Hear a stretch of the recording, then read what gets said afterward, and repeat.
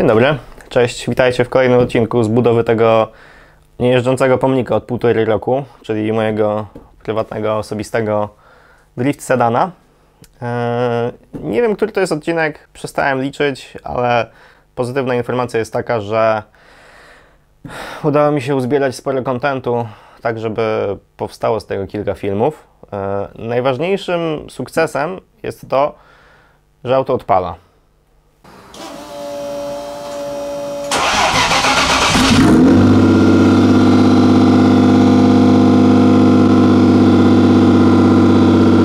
Ale spokojnie, to, że odpala, to nie znaczy, że jest skończona. Jest jeszcze bardzo dużo rzeczy do dokończenia.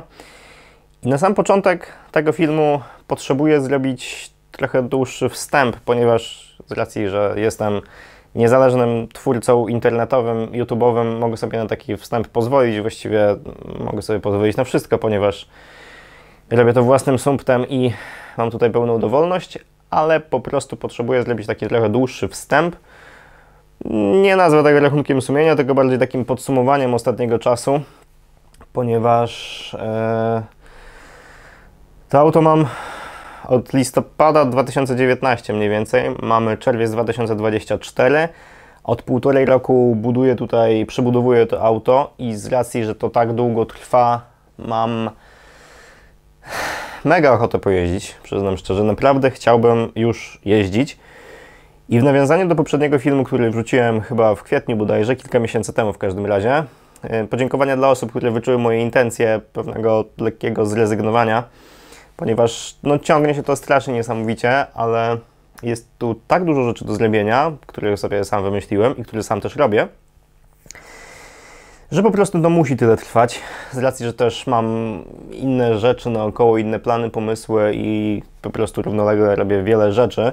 Poświęcam temu autu bardzo dużo czasu i uwagi, no ale i tak niewspółmiernie do tego, ile czasu jeszcze potrzeba. Ale jest duży postęp.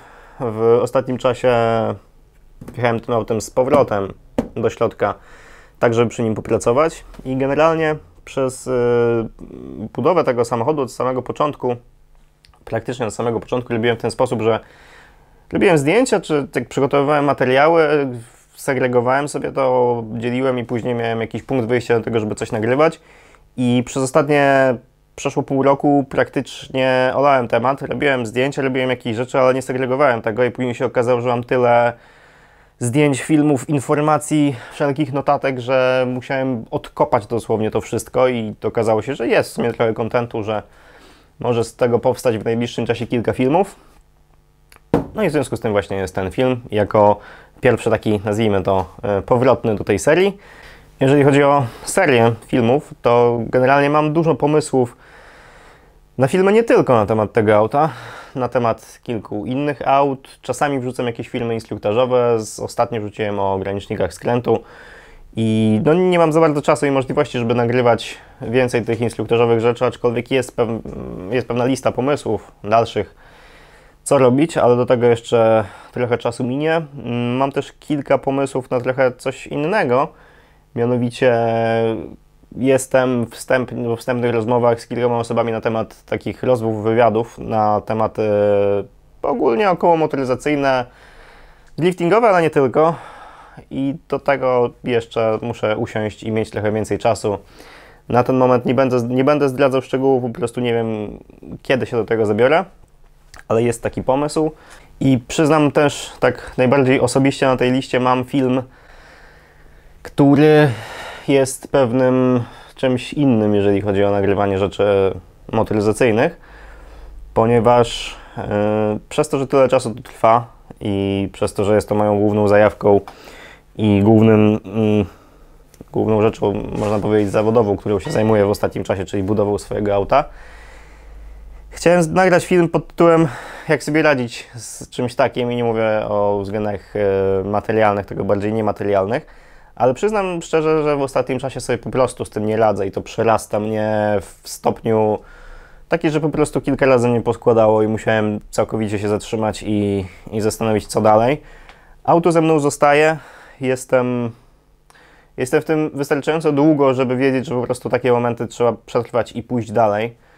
A wiem, że dużo ludzi, którzy budują własnym sumptem samochody, w pewnym momencie dochodzi do ściany i zdecyduje, że albo będzie je gniło, co jest raczej rzadko spotykane i kiedyś to zrobi, albo co jest częściej spotykane, że po prostu je sprzeda.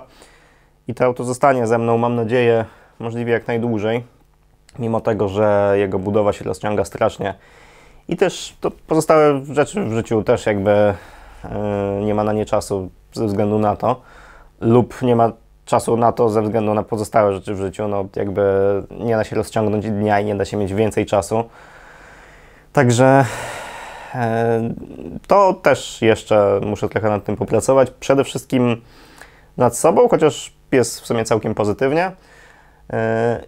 I jakieś wnioski z tego wyciągnę i myślę, że za jakiś czas mam jakiś taki wstępny pomysł na to, jak czerpać z czegoś takiego przyjemność i się nie poddawać i jak sobie pomagać w sytuacjach kryzysowych, które w ostatnim czasie miałem w dużej ilości.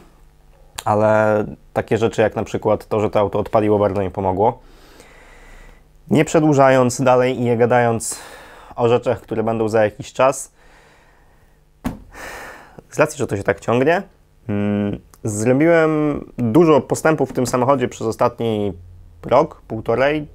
Wiele rzeczy było tutaj już zamontowanych, ale okazało się po czasie, na przykładzie powiem, po czasie, że muszę do tego wrócić i zrobię to jednak inaczej. I tym przykładem jest film o dyferencjale E39, który był już tutaj zamontowany, gotowy. I to przez Was, przez to, że zrobiłem ten film, nastąpiła burza mózgów. No i okazało się, że jednak nie będzie E39, tylko dosłownie wczoraj udało mi się wpasować dyfer E65, czyli 7. Największy dyferencjał, jaki wychodził w BMW w tych latach.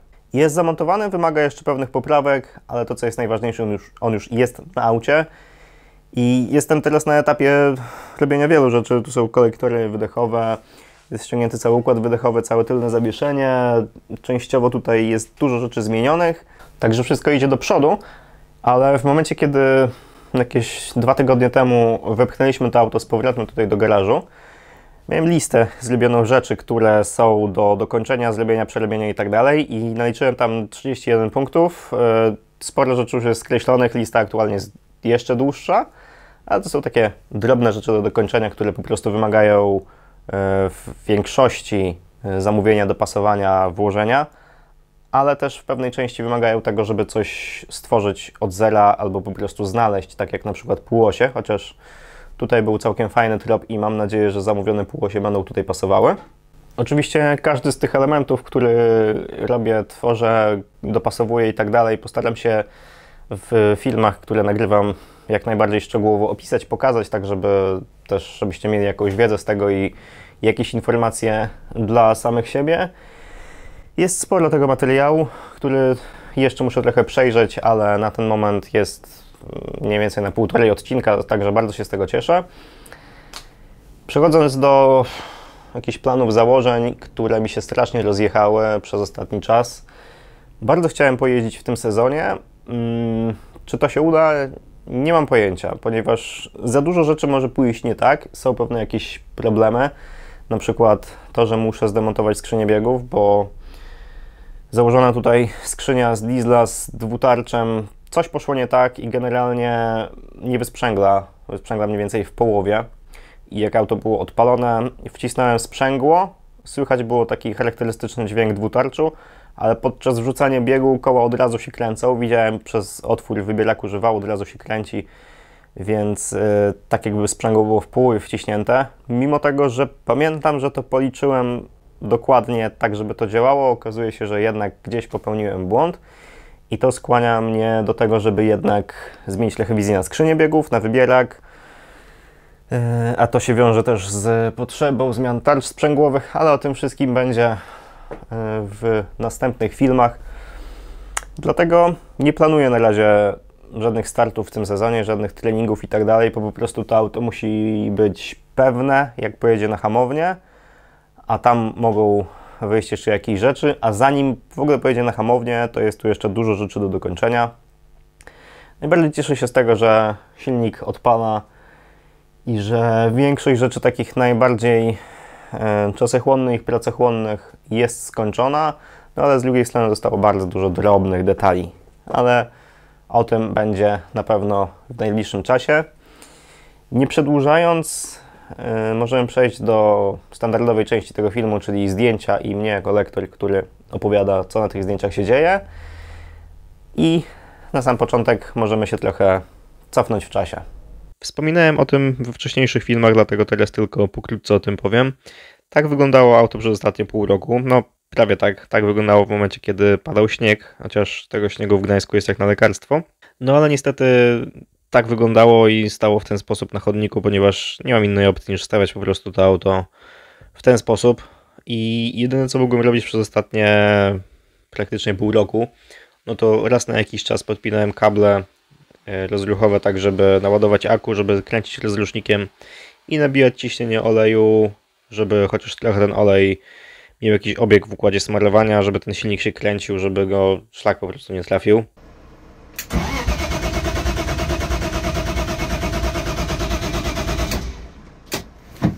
W międzyczasie też zapomniałem założyć jakąkolwiek pokrywę na cewki zapłonowe i pod szybie i po jakimś czasie się zorientowałem, że w sumie tam może się dostawać woda, no i okazało się, że dostaje się woda, bo pod szybie musi być w E36 i tak samo osłona na cewki też musi być, jeżeli tego nie ma, no to po jakimś czasie wygląda to w ten sposób, ale i tak liczę się z tym, że świecę wymienię, także no niestety.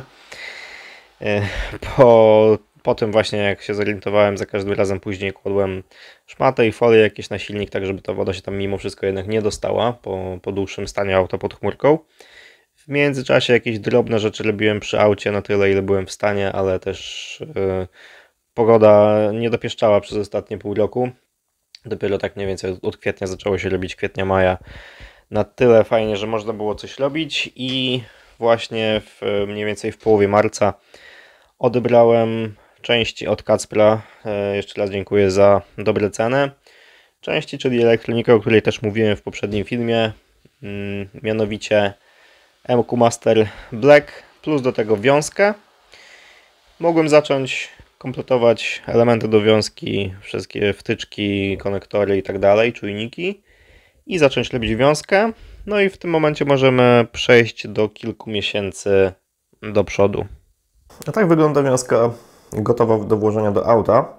Z tym, że zanim zaczęła wyglądać w ten sposób, to zacząłem robić to troszeczkę na partyzanta, po prostu wpinając piny, ciągnąc przewody, wkładając w peszle i myśląc, że w ten sposób to się uda.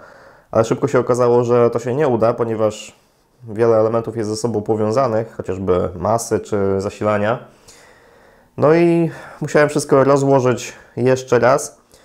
I zanim do tego wróciłem, zanim wyglądało to w ten sposób, no to zrobiłem trochę coś innego, czyli Excela z każdym konektorem, z każdym pinem, z każdym elementem po kolei opisanym dokładnie, gdzie powinien być, ze skrzynką bezpieczników, z pedałem gazu i tak dalej.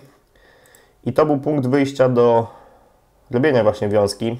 I tutaj jeszcze raz podziękowania Sławek Kozimor z Grywus Garage za pomoc właśnie w teoretycznym zaczęciu tej wiązki, ponieważ dopiero mając uzupełnionego tego Excela zacząłem robić tą wiązkę. Mam to wydrukowane, co prawda jeszcze dużo będzie zmian, ale jakiś punkt wyjścia do tego, żeby robić coś na aucie. Na pewno tu będą jakieś notatki, to będzie docelowo wydrukowane i będzie jeździło razem z autem w schowku, tak żeby wiedzieć, co gdzie po kolei jest na torze, żeby móc to naprawić. A to, co jest najważniejsze, to to, że będę mógł to naprawić, bo po prostu robiłem to i to rozumiem, co i jak tutaj jest wymyślone w tej wiązce. Ten element to jest plastik łączący z M40B18 Z36. W późniejszych M52 ten plastik był większy, akurat taki znalazłem i on jest na tyle fajny, że jest bardzo na styk, ale nie jest za duży, bo ten plastik oryginalny jest bardzo duży i on trochę przeszkadza tam przy niektórych elementach, przy na przykład montażu i demontażu kolektora ssącego. A ten będzie sobie leżał z tyłu, z tyłu silnika pod podszybiem i nie będzie jakoś super specjalnie przeszkadzał. Z tej strony jest kostka X20 oryginalna E36 i zależało mi na tym, żeby ta wiązka była gotowa do włożenia na auto i jeżeli będzie taka potrzeba, to bez operacji pod tytułem cięcie kabli, późniejsze lutowanie, żeby można było ją zdemontować. Także wszystko tutaj jest do budy na kostkach zrobione, do budy, do silnika i tak dalej. Dlatego jest to X20. Tutaj jest raptem chyba 4 kable są w środku. Do rozrusznika T2, do alternatora i zasilanie cewek. Z tej strony wychodzi też podciśnienie do kolektora ssącego, który idzie sobie do EMU. Przepustnica, do której za chwilę też wrócę, i czujnik ciśnienia paliwa, do którego też wrócę, jeżeli chodzi o regulator ciśnienia paliwa. Za chwilę parę słów o tym powiem. Tutaj na środku pod kolektorem ssącym, tak jak fabrycznie to wychodzi, jest cały pęk przewodów. Zarówno elementów wykonawczych, jak i czujników seryjnych, ale czujników też dodanych, plus oryginalny przewód do czujnika stuków, który mam nadzieję, że nie będzie za krótki, wystarczył tutaj ledwo co. Ale to się okaże, tak mniej więcej ją pomierzone i to powinno się zgadzać. Jak nie, no to trzeba będzie troszkę pociągnąć z tamtej strony. Jeżeli chodzi o te elementy, no to wiadomo, wtryskiwacze, czujniki położenia wału i wałka, z tym też był mały problem, bo ile czujnik wału, właściwie z czujnikiem wału i wałka był mały problem, ponieważ jeżeli chodzi o czujnik wałka, to jest tutaj tu jest kamsza, tu jest kam. Jest tutaj założona kostka pod czujnik M52TU, M54, ponieważ tu też od Sławka dostałem informację, że czujnik, który jest fabrycznie w M50, nie będzie działał dobrze pod EMU, albo nie będzie działał w ogóle.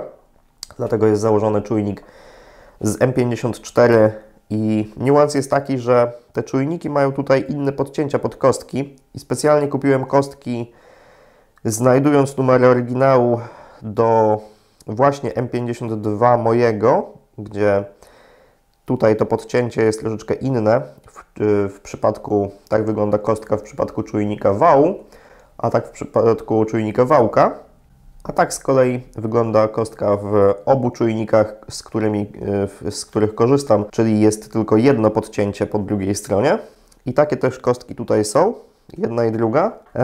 Z niuansem takim, że w przypadku czujnika wału został czujnik z 2 podcięciami, tylko że ten konektor, ta kostka, którą kupiłem, nie pasowały mi do niej konektory w ogóle, żadne, które miałem. Dlatego zrobiłem mały patent, czyli po prostu wyciąłem tak jakby te kostki z wtyczki od czujnika wału i wykorzystałem kostkę tutaj z jednym podcięciem i w ten sposób to też będzie działało. Po prostu nie pasowała mi ta kostka i tylko ja o tym wiem, ale to będzie działało prawidłowo. Wtryskiwacze, wszystkie przewody są z dosyć dużym zapasem, tak żeby można było sobie ułożyć tą wiązkę względnie tak, jak po prostu będzie się chciało. Wiem, że niektórzy robią te wiązki na wymiar. Akurat, szczerze mówiąc, nie chciałem się tego w ten sposób robić.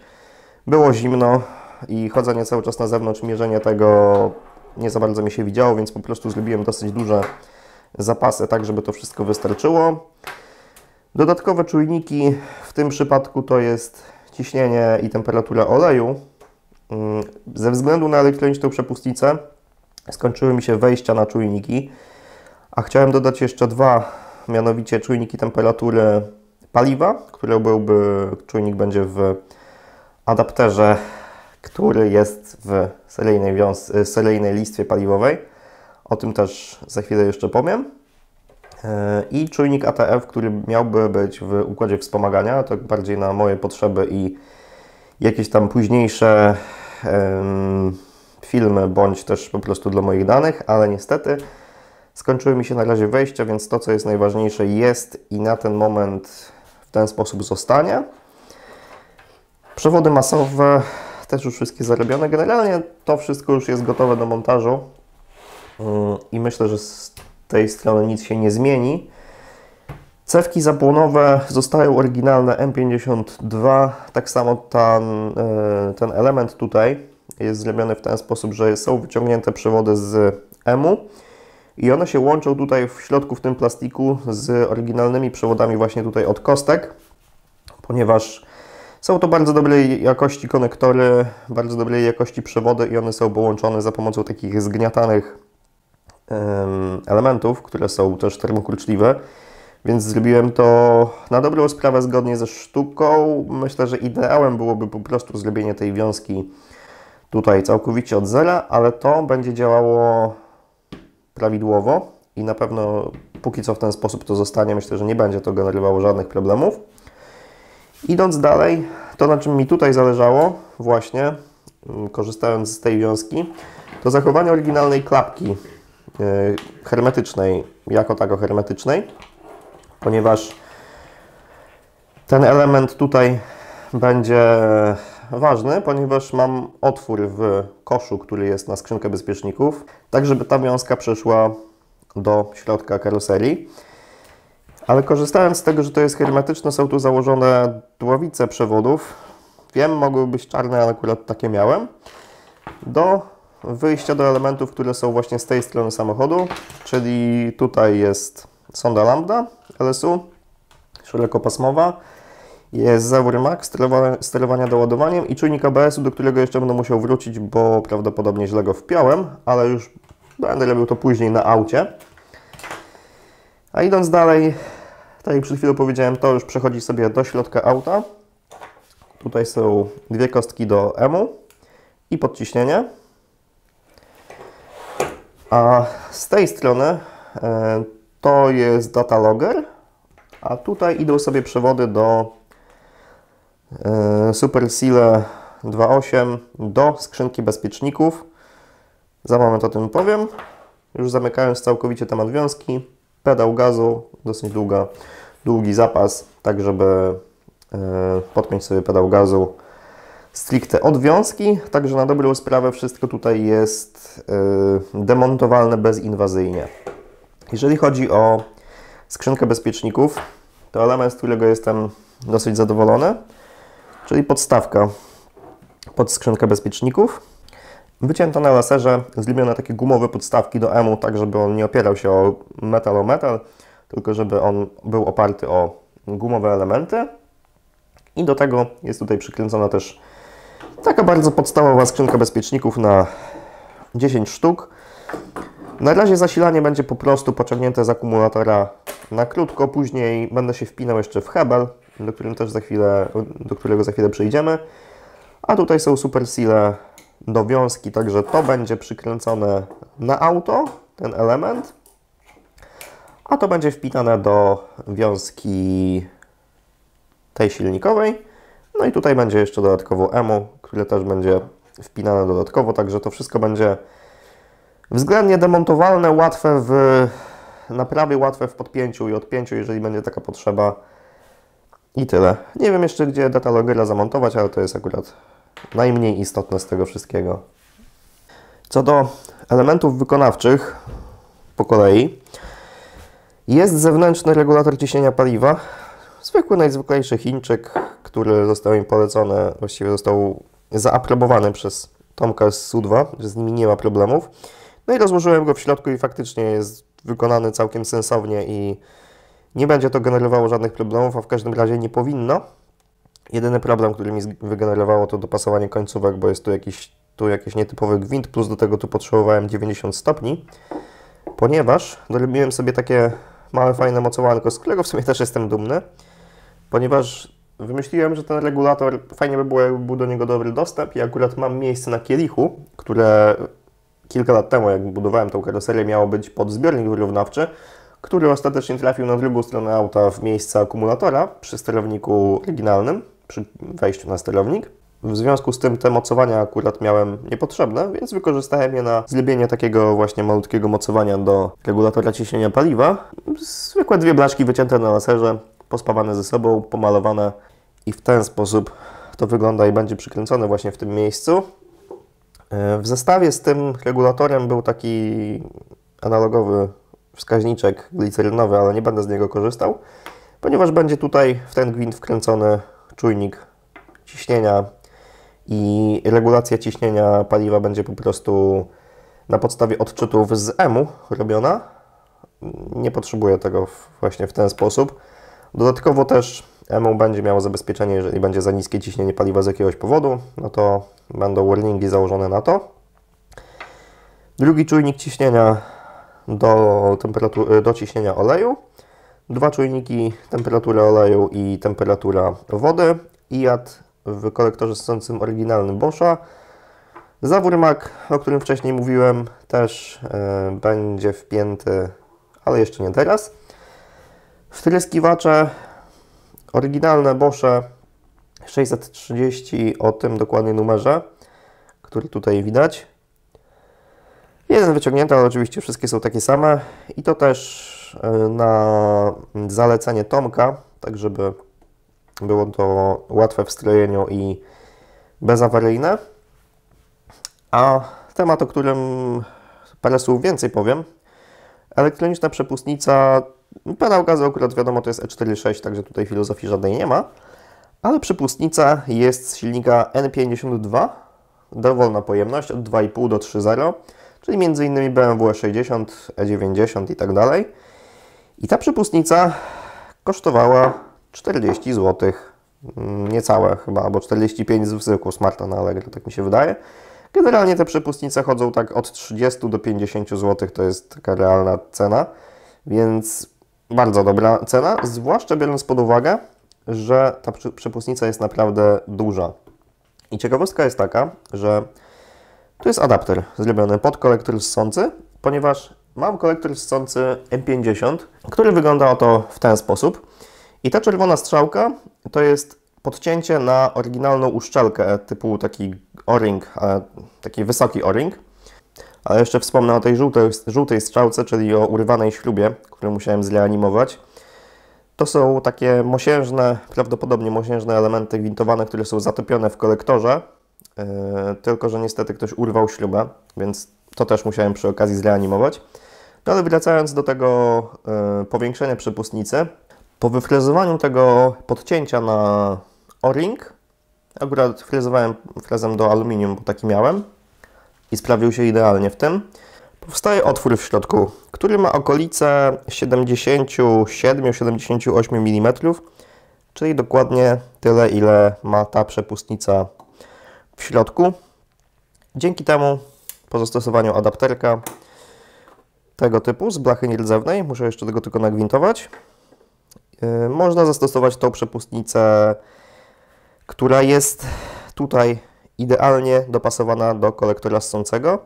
Ciekawostka tylko jest taka, że mam cały układ dolotowy na 3 calach, czyli 76,1, a średnica tutaj zewnętrzna to jest 85 mm, czyli mam na dobrą sprawę zwężkę tutaj w tym miejscu, no ale mówi się trudno, nie będę robił teraz całego dolotu z 80 mm, zwłaszcza, że to jest tylko 2,5 litra, więc chodziło mi o to, żeby zastosować możliwie jak największą przepustnicę, żeby nie było tutaj restrykcji. Przepustnicę elektroniczną oczywiście, żeby uniknąć tematu silnika klekowego. I cóż, jestem z tego bardzo zadowolony, bo niewielkim kosztem jest elektroniczna przepustnica, bardzo duża.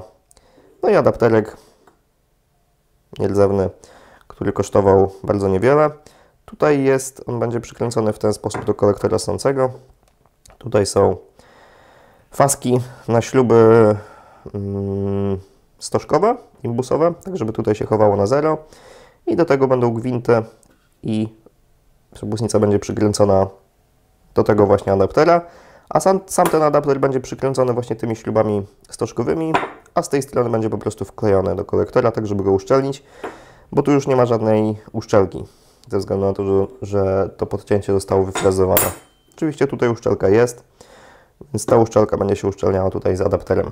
I przy okazji taki też ostatni element, z którego się bardzo cieszę, 2 elementy. Panel do szyb i do awaryjnych, który będzie za shifterem. Tutaj jest mniej więcej shifter. To jest dźwignia odręcznego, ten pałąk, jakby to powiedzieć, cięgno odręcznego. A tu pod ręką będą szyby i awaryjne. A to będzie na panelu przed shifterem hebel z linką, tak żeby można było auto zgasić od zewnątrz. Nagrzewnica, pompa wstępna, pompa docelowa. Tak sobie opisałem, czyli fuel pump low pressure i high pressure. Mimo tego, że to nie jest na dobrą sprawę low pressure i high pressure, bo obie mają podobne ciśnienia. No ale tak kiedyś sobie wymyśliłem, jeszcze robiąc na samym początku auto kilka lat temu, że będą 2 włączniki do pomp, tak żeby one były realizowane z palca.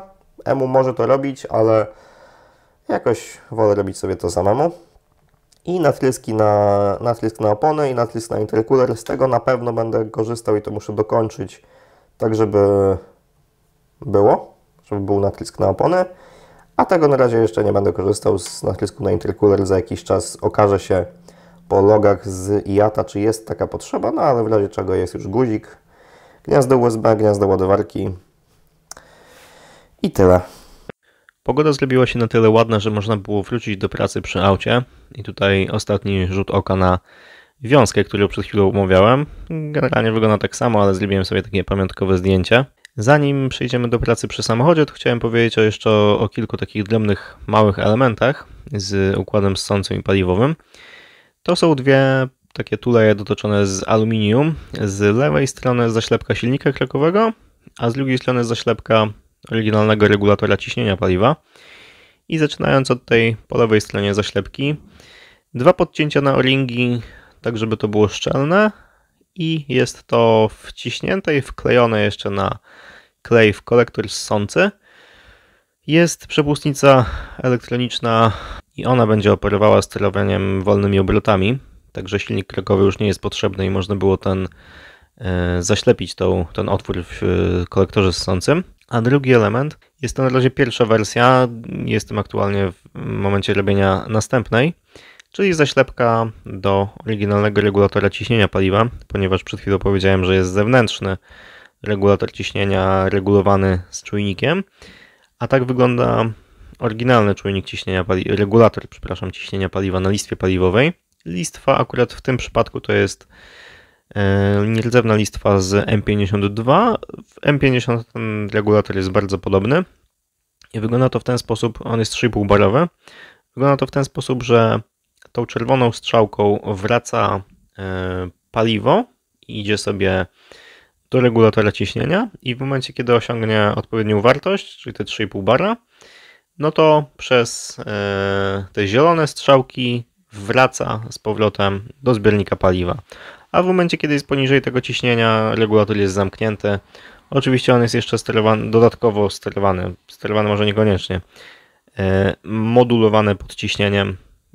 Im większe podciśnienie, tym membrana się bardziej zamyka, tak żeby na wyższych obrotach tego ciśnienia, po prostu żeby ciśnienie było odpowiednie, tak mówiąc bardzo w skrócie, ale nie potrzebuję już tego regulatora ciśnienia, dlatego dotoczyłem taką właśnie zaślepkę, która spełnia jeszcze jedną funkcję, mianowicie ma gwint w środku 1/8 NPT na czujnik temperatury paliwa, ponieważ jest to taka dana, którą chciałbym w przyszłości mieć i może się okazać, że już teraz to się uda, ale będę o tym mówił później. Do regulatora jeszcze za chwilę wrócimy. Tutaj ostatni rzut oka na przepustnicę, o której też przed chwilą mówiłem. Nie zrobiłem zdjęcia samego adaptera, ale niestety miałem tylko białego mutanta i musicie wybaczyć, po prostu nie miałem żadnego czarnego silikonu, ale akurat ten biały mamut jest na tyle spoko, że on uszczelni i mam po prostu do niego zaufanie.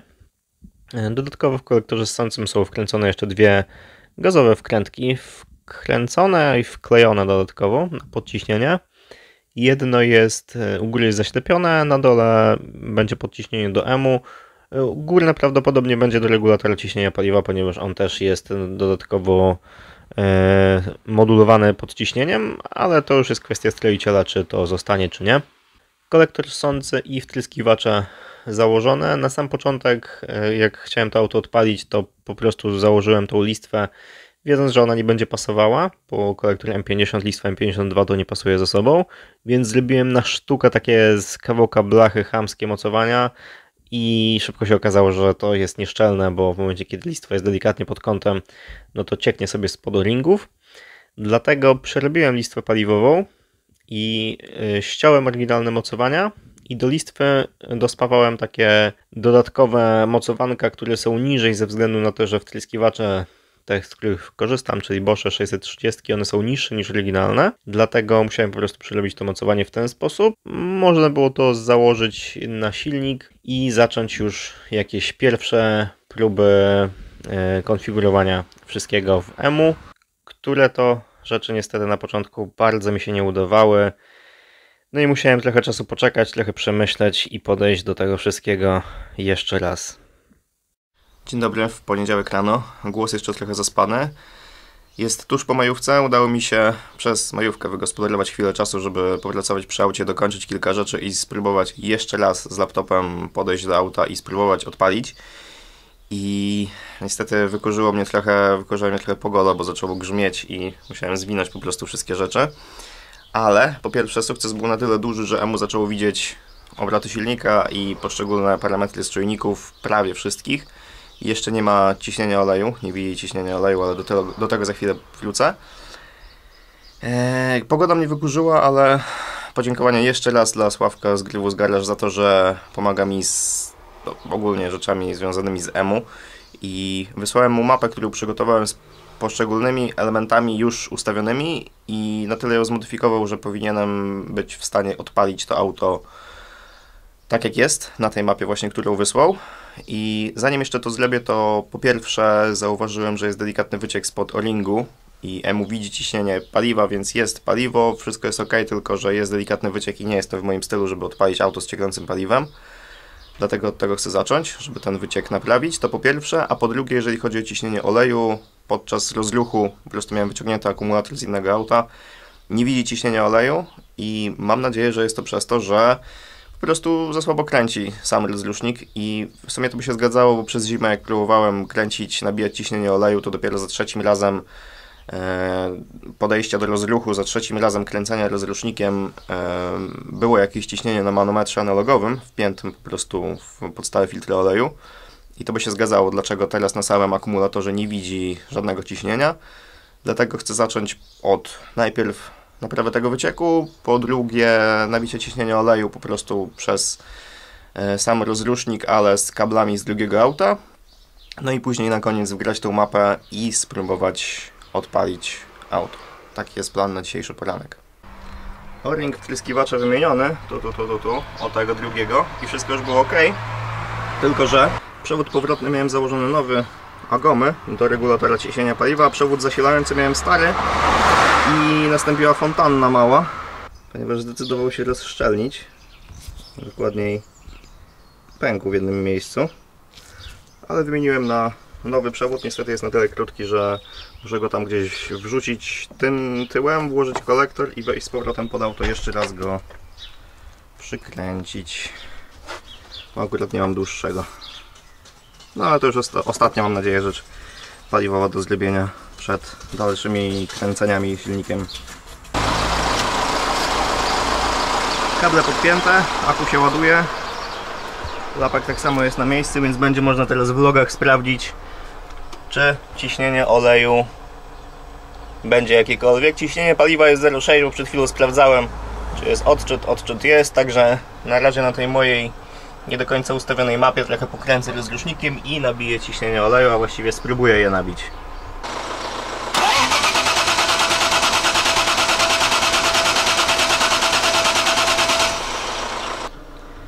Jest ok, ciśnienie tutaj na czerwono pierwszą górę doszło do wartości 1,06 bara, także można wgrać mapę i próbować go odpalić.